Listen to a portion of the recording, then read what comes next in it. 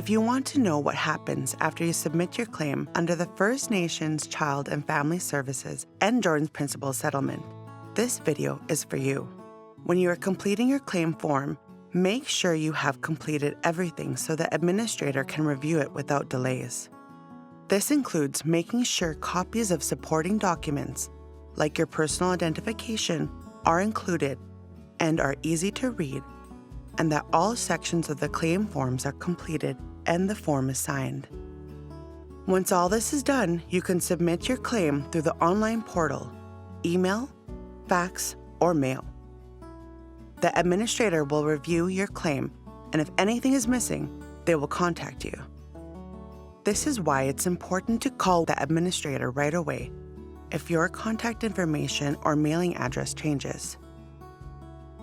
If information is missing, the administrator will send you a missing information letter with instructions on what you need to complete your claim.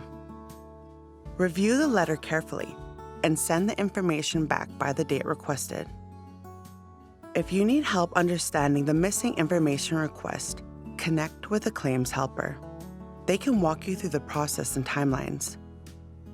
Once the administrator has everything they need to assess your claim, their review can begin. The amount of time the review may take depends on the type of claim form you submitted. If you submitted a removed child class claim, the administrator will begin reviewing your claim form as soon as it is complete.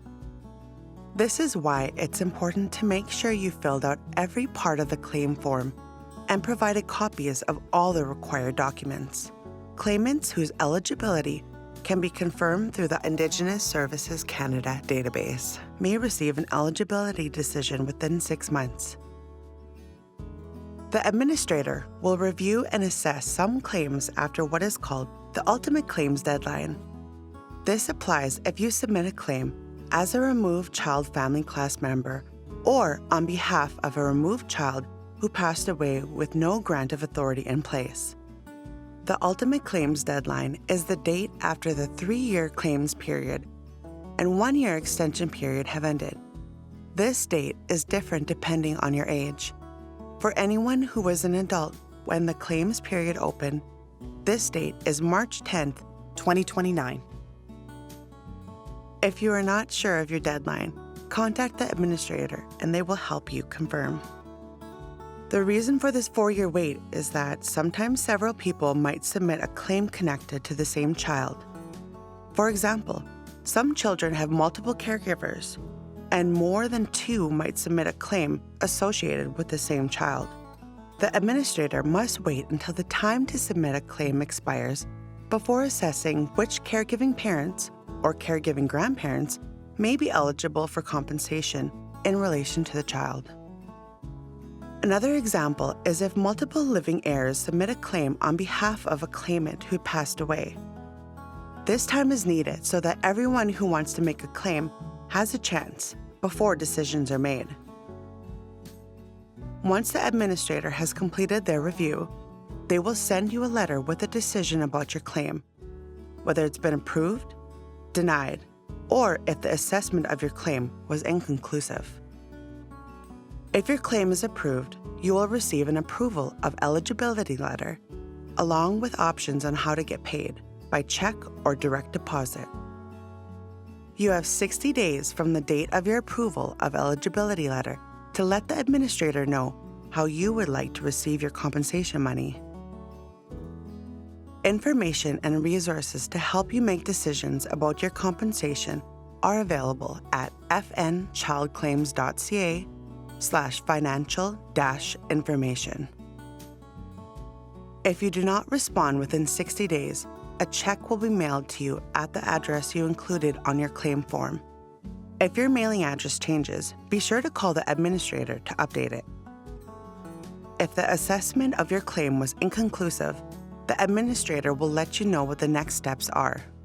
An inconclusive assessment means that the administrator was unable to locate the removed child's records in the Indigenous Services Canada ISC database.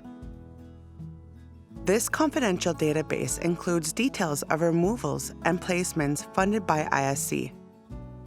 Your claim will be put on hold while the administrator continues to receive updates to the database from Canada. The administrator will be in touch when they are able to make an eligibility decision or to let you know about the next steps. If you're not eligible for compensation, the administrator's decision letter will explain the reason for this decision. You will also be provided with information on what to do if you want to appeal the decision, where an appeal is permitted. Learn more about appeals on the settlement website at fnchildclaims.ca/appeals. We know that submitting a claim may be overwhelming for some. You don't have to do this alone. Claims helpers are available to support you at no cost. Call 1-833-852-0755 to get connected. You can also call this number to check the status of your claim. If you submitted through the claims portal, you can check the status online. Remember, free mental health and wellness support is available through Hope for Wellness. Visit fnchildclaims.ca to learn more.